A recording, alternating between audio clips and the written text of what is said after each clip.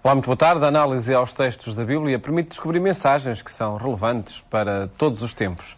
Neste programa sugerimos pistas de análise às leituras bíblicas das Eucaristias deste domingo, o que faremos no diálogo com Frei José Nunes, professor da Faculdade de Teologia da Universidade Católica Portuguesa, e o Padre Vítor Gonçalves, pároco na Igreja de São Domingos, em Lisboa. Muito boa tarde e obrigado por estarem neste programa. Padre Vítor, o mês de setembro é o mês de reinício de muitas atividades, ano letivo, ano pastoral, e no caso, no que diz respeito ao ano pastoral, há a temática da fé que domina programas, projetos, etc., precisamente por causa desse ano da fé proclamado ou proposto pelo Papa Bento XVI para toda a Igreja. É uma temática que estará presente também nos textos que se escutam nas Eucaristias deste domingo. Penso que sim, particularmente ali com a centralidade da pergunta que Jesus faz aos discípulos, quem dizeis vós que eu sou, e no fundo a afirmação de fé de Pedro, mas também na carta de São Tiago, e até poderíamos encontrar isso em Isaías, especialmente no fundo questionando que a nossa fé é em quem? De facto, daqui a um mês, praticamente, estamos já dentro desse novo ano pastoral, estará a decorrer o Sínodo dos Bispos para a Nova Evangelização, que o Papa Bento XVI convocou nesta perspectiva também de se assinalar os 50 anos da abertura do Concílio Ecuménico Vaticano II. A 11 de outubro será a abertura do Ano da Fé. E com o texto que o Papa propôs à Igreja e aos bispos e às dioceses, chamado A Porta da Fé, utilizando essa imagem também muito bela, que também já nos jubileus, e lembramos no ano 2000 o Papa João Paulo II falou dessa relevância da porta, no fundo sublinhando uma entrada, uma passagem, e com o outro texto proposto pela Congregação para a Nova Evangelização, os programas naturalmente diocesanos e paroquiais da Igreja Católica são enriquecidos com este tema importante. Quer nas várias propostas de redescobrir o credo e de o proclamar com um sentido cada vez mais existencial, quer no aprofundar a riqueza dos documentos do Vaticano II, não numa perspectiva simplesmente histórica, mas perceber o quanto eles têm de atualidade. E aí encontramos neles uma sintonia tão grande com a palavra de Deus e com as fontes da vida da Igreja. Portanto, não é um olhar para trás, é um perceber como é que o passado pode continuar a enriquecer, assim como uma espécie de corrente e de fonte que nos dá uma água para desafiar-nos, quer a concretizar ainda mais profundamente as riquezas do Concílio, quer de perspectivar, no fundo, esta existência cristã no nosso tempo e com os desafios que nos são propostos todos os dias. Vejamos então cada uma das leituras que se escuta nas Eucaristias deste domingo. Frei José Nunes, começava por lhe pedir então a análise ao primeiro texto, o livro de Isaías, no capítulo 50. O livro de Isaías, já outro dia falávamos disso, tem muitos capítulos, tem várias situações históricas, enfim. O livro de Isaías, nos capítulos 40 a 55, tem ali uma série de textos que são chamados os Cânticos do Servo de Javé. Servo. E que aparece aqui neste texto deste domingo, hoje. Quem é este servo? É uma figura um pouco misteriosa. E mesmo os estudiosos da Bíblia dividem-se um pouco sobre quem é ele. Será uma figura individual? Será o profeta que é perseguido? Porque os textos dizem, o servo bater-lhe-ão, cuspir-lhe-ão, arrancam-lhe a barba, ele não tem medo porque o Senhor está com ele, mas ele é como ovelha levada para o matadouro, é insultado, cospem-lhe. Bom, é o profeta que é perseguido? Ou será antes o povo de Israel? Será o servo de Javé uma figura coletiva? Será que o povo se entende um pouco como vítima nas vicissitudes históricas de Israel, porque foi perseguido por uns, atacado por outros, levado para cativeiro por outros? Quem é o servo de Javé? Uma coisa é certa. O Novo Testamento, passado uns séculos, passado uns 500 anos, digamos assim, grosso modo, o Novo Testamento vai aplicar à pessoa e figura de Jesus Cristo esta figura do servo de Javé que aparecia 500 anos antes com o profeta Isaías. Jesus é realmente o protótipo daquele que é o servo de Deus que é o amigo de Deus, aquele em quem Deus põe todo o seu enlevo, em quem Deus põe todo o seu afeto, que vai ser perseguido, que lhe vão insultar, que o vão cuspir, mas ele seguirá o seu rumo e não temerá porque sabe que Deus está com ele. Deus é o seu refúgio. Deus é a sua força. E é esse tema que aqui aparece. Realmente há muita perseguição ao servo, mas ele aguenta-se. E porquê? Porque ele sente que tem quem o defenda. E usam-se aqui várias imagens. Deus vem em meu auxílio. O Senhor está com o servo. Há aqui esta imagem do advogado. O meu advogado está perto de mim. Deus é um advogado. Nós também, por exemplo, na Salve Rainha dizemos... Advogada nossa. Advogada nossa, a Nossa Senhora. Nós precisamos de advogados. Na vida, a gente precisa de advogados. Que são defensores? Exato. A gente precisa de quem nos defenda. Por isso é que o Espírito Santo também é advogado, é paráclito, é consolador. Defende-nos. A gente precisa de quem nos defenda. Nós, em muitas circunstâncias da vida, estamos indefesos. Somos atacados. Não quer dizer que sejamos só perseguidos por outros. São as vicissitudes da vida que nos são agressivas por vezes, são problemas que a gente passa. A natureza também tem as suas contradições, há doenças, há mortes, há inimizades, às vezes não buscadas por nós, mas tensões. Nós precisamos de quem nos defenda, quer dizer, a gente precisa de quem nos guarde. E Deus é o nosso refúgio e a nossa força, como diz um salmo. E este servo de Javé confessa precisamente essa confiança e essa fé em Deus. Padre Vítor, daí essa perspectiva também para a temática que introduzi no início a propósito desta leitura. Da fé, porque ao mesmo tempo é uma figura que Deus não liberta do sofrimento, que é muito curioso. À semelhança do profeta Jeremias, nós encontramos alguns destas referências de sofrimento. É um sofrimento porquê? Porque ele ouviu a palavra de Deus e tem a necessidade de a proclamar. É um sofrimento por causa de uma missão. É um sofrimento por causa de um maior bem e de um maior amor. E essa palavra que ele tem que proclamar é uma palavra que vai custar. Porquê? Porque vai pedir conversão às pessoas. Vai pedir que mudem os seus critérios e se abram novamente aos critérios de Deus, que são misericórdia, justiça, bondade, paz. E isso às vezes incomoda muito. Então vemos que a razão do sofrimento não é um sofrimento procurado pelo sofrimento. Não, isso é contraditório. É um sofrimento decorrente de um amor à palavra e de um amor a Deus e à vontade de Deus. Ora bem, mas nós humanamente, se pudermos fugir do sofrimento, fugimos. E, portanto, apresentar um Messias assim, sofredor, é complicado, porque põe em causa até uma certa fé no triunfo e na glória de Deus, onde é que está. E falávamos dos primeiros cristãos, e vemos como o Novo Testamento, as cartas de São Paulo, os Atos dos Apóstolos, vão buscar estes relatos do profeta Isaías, do servo sofredor, para aplicar a Jesus, para encontrar algum sentido naquele drama horroroso da sua paixão e da sua crucifixão e morte. Jesus, no caminho de Emaús, àqueles discípulos que iam desalentados, começa-lhes a explicar as Escrituras. De certeza que lhes falou do profeta Isaías. Vocês não sabiam que o Messias tinha de sofrer, tinha disto. Portanto, é de facto aqui um baque e uma prova de fé muito grande. Porque é a fé de perceber que é possível acreditar em Deus, mas o acreditar em Deus não é um seguro contra todos os riscos. Quer dizer, não nos tira das dimensões de sofrimento que a fidelidade, a todos os níveis, fidelidade no amor, fidelidade na palavra, fidelidade na honestidade, fidelidade na seriedade de vida, fidelidade na inteligência, acarreta. Toda a fidelidade acarreta um bocadinho de sofrimento. Agora, por causa desse bem maior, e aqui esse bem maior, o profeta dilo, é o próprio Deus, é a confiança de que se está a realizar a sua missão, e é uma missão de humanidade, no fundo uma missão de amor à humanidade, que tem aí a sua base e a sua consistência na confiança em Deus. Nesse aspecto, uma das coisas que disse aqui o Padre Vítor, acho muito interessante. Os primeiros cristãos tiveram várias dificuldades, mas uma delas muito grande foi anunciar um Salvador, um Deus, que afinal crucificado. Mas que é isto? Que sucesso é que podia ter andar a fazer propaganda, entre aspas, de um Deus que se deixava crucificar? Por isso é que São Paulo diz, na carta aos Coríntios, isto pregar Jesus ressuscitado é escândalo para os judeus e loucura para os gentios. É que ninguém pode aceitar.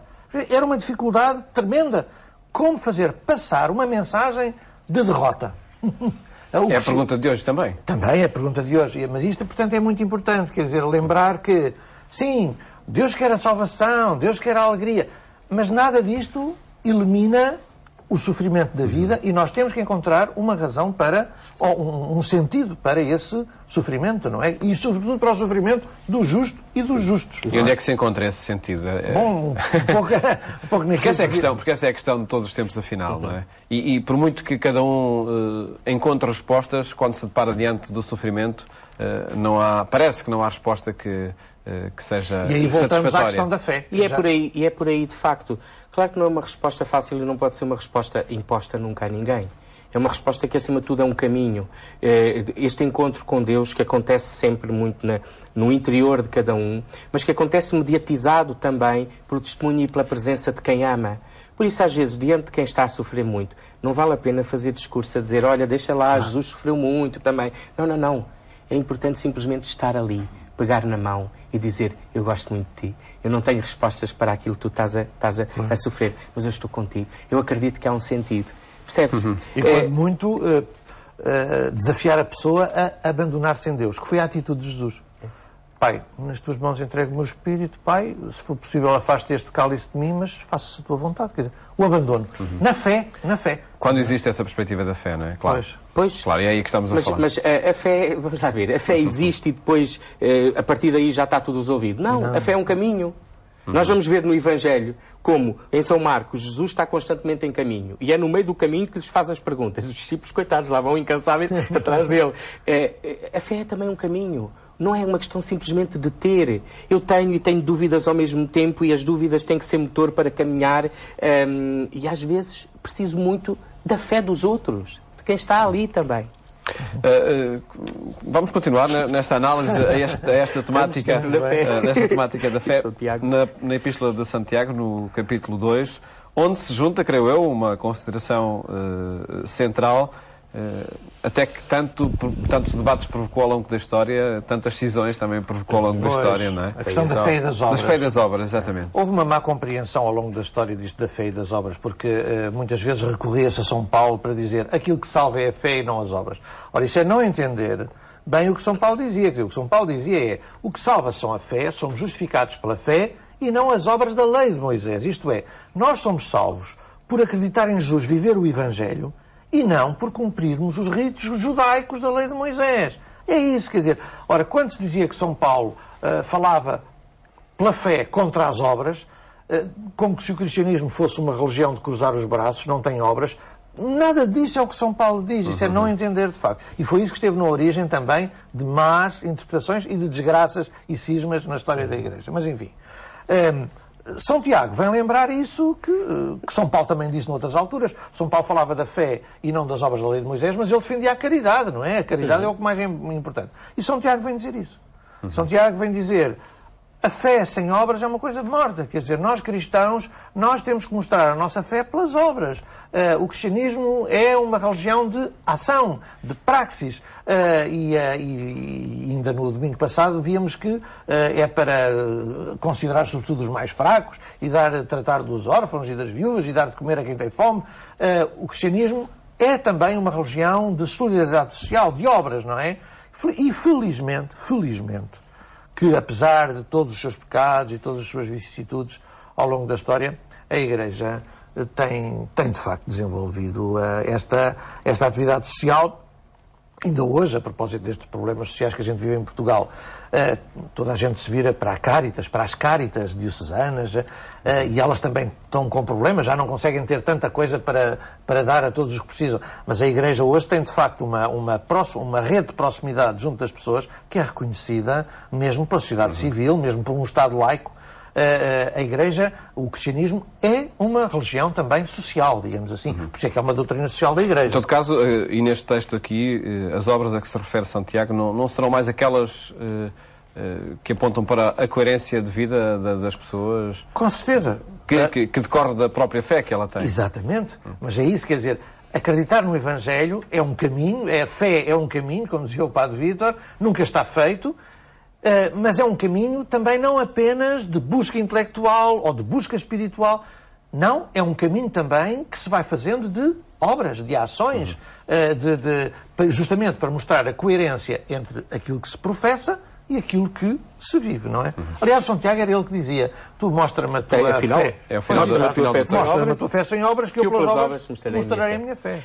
E creio que este texto abre também um horizonte de universalidade que tem muito a ver com tantas pessoas que dizem que não têm fé, mas têm umas obras espetaculares. Que têm... O São João também diz isso, depois Deus é amor, quem permanece no amor permanece em Deus, mesmo que não o faça e esteja conscientemente. O que nos coloca também, se calhar, uma questão delicada, que é, quando falamos de fé, será que não nos esforçamos demasiado ao nível conceptual e esquecemos que a fé e a vida têm que ser um todo? Tem que ser uno, há ali um casamento fundamental. Eu não posso dizer creio sem que esse crer não se transforme em atos de amor. Pronto. Porquê? Se eu creio não numa ideia e creio em alguém. É isso que nos vai dar o Evangelho. Creio em ti. E Jesus vai ser muito claro a dizer: olhem, quem crê em mim, então viva como eu. Toma a sua cruz. E nós pensamos: pegue nos sofrimentos. Não, não. Assuma a sua vida como dom. É isso que quer dizer a cruz. Desculpa, eu saltei já para o Evangelho um bocadinho, porque é essa a concretização. É a vida enquanto dom. Mas isso custa muito. Pois é, e nós chamamos a essa parte que custa muito, chamamos-lhe cruz. Mas não, a cruz é todo. Até na imagem muito simples da cruz que tem a pessoa está de braços abertos. Cá estamos novamente nesta circunstância. Como que o contrário do dom é o querer possuir. O dom é essa doação feita daquilo que sou, daquilo que tenho, das minhas energias, sempre em função também de um crescimento do outro. E então a fé e a vida são, de facto, necessariamente têm que estar unidas. Exatamente. E passamos então para uma análise mais específica ao texto do capítulo 8 de São Marcos, é o texto do Evangelho que se escuta nas Eucaristias deste domingo, onde se dirige essa pergunta, ou Cristo dirige essa pergunta: quem dizem os homens que eu sou? Quem dizes vós que eu sou? É uma pergunta que se formula em cada tempo. Exato, hoje também, se a gente for perguntar às pessoas quem é Jesus, uns dirão: olha, foi um revolucionário, outros dizem: foi uma pessoa que teve ideias extraordinárias, outros dizem: olha, foi um fracassado, tinha umas ideias mas mataram, não é? E outros dirão: era o Filho de Deus, o Salvador. Quer dizer, as respostas também hoje serão muito diversificadas, não é? Em relação a este texto faz como que dizem os especialistas, não é? Que faz como que uma viragem no Evangelho. Quer dizer, até aqui, isto é a metade do Evangelho de São Marcos, que aliás tem 16 capítulos e está no 8º. Até aqui Jesus anda sobretudo com multidões, faz milagres, tem palavras lindíssimas, as multidões aclamam, não andam atrás dele. A partir daqui, desta confissão de fé dos 12, através da palavra de Pedro, Jesus passa a não andar tanto com multidões, mas mais com o grupo dos 12. E porquê? Por isto que está aqui neste texto, quer dizer, Jesus sente que começa a haver um certo engano à volta da sua pessoa. Muitos entusiasmos, muitas multidões pensam que ele será um Messias político, libertador de Israel. E Jesus não é isso. Quer dizer, é o Messias, como aqui o texto diz, Pedro confessa: tu és o Messias. Mas Jesus vai corrigir a ideia de Messias. Sim, eu sou Messias, mas o Filho do Homem vai ter que sofrer. E então, a partir daqui, Jesus como que vai fazer uma catequese ao grupo mais íntimo para os preparar para essa nova ideia de Messias, para essa nova realidade, que não é a das vitórias político-militares, dos grandes êxitos, mas é a da doação, não é? E esta imagem que o Padre Vítor há bocado dava, até na cruz, a cruz é a doação. Realmente na cruz Jesus tem os braços abertos, não é? Braços abertos para abraçar o mundo, para abraçar toda a humanidade. A cruz é isso, quer dizer, é entregar-se a tudo e todos, não é? Padre Vítor, esta resposta à pergunta que Jesus coloca, quem dizer vós que eu sou, implica depois quem o segue também. Claro, e aqui implica particularmente logo Pedro.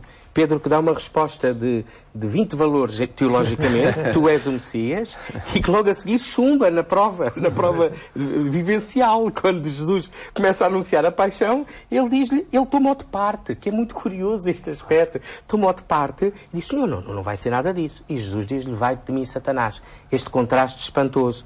É porque, e eu gosto tanto de me sentir também como como São Pedro, porque humanamente, quantas vezes também sinto este desejo de vitória, de poder, a muitos níveis, e perceber que a vitória não é uma exaltação minha, mas tem de ser este entrar na doação do próprio Jesus, é tal consequência da própria fé. Nós cristãos no mundo temos ainda muito que crescer nesta coerência. E quer o rico empresário cristão, que se diz cristão, quer o pobre e indigente, cada um tem que rever os seus critérios também à luz do próprio Jesus. E esses critérios passam, de facto, aqui por este convite até final, quando ele diz quem quiser seguir-me, toma a sua cruz. Renegue-se a si mesmo, não é deixarmos de ser quem somos, é deixar de estar centrado no nosso umbigo. Claro. Porque esse é o problema. É deixar de viver segundo o tal egoísmo. Toma a sua cruz, o tal sinal do amor, da doação, da sua entrega cotidiana. E seguir. Este seguir que, no fundo, é um dinamismo de caminhada que não seguimos sozinhos. E é muito interessante esta palavra de Jesus do seguir, que seguimos também a Igreja em experiências de comunidade, ajudando outros também a realizar isso. Muito bem. E este perder a vida não será também, acredito, é perder a vida que conduz... esquecer a sua existência. Claro que não. É perder a vida que conduz à morte, simplesmente, e é ganhar a vida que conduz à vida em abundância. Portanto, até porque é assim... Em qualquer escolha tem de haver alguma coisa que se perca. E por isso é importante escolher bem, escolher o melhor. E Jesus diz assim, olha, o melhor sou eu. E sou eu, não é sou eu no sentido de se fechar assim, não. É o meu modo de viver. Percebe? Fica esse desafio a partir dos textos que se discutem nas Eucaristias este domingo. Muito obrigado por terem estado neste programa, onde apresentamos mensagens e desafios que os textos da Bíblia sugerem. Desejo-lhe um bom fim de semana e até a próxima segunda-feira, se Deus quiser.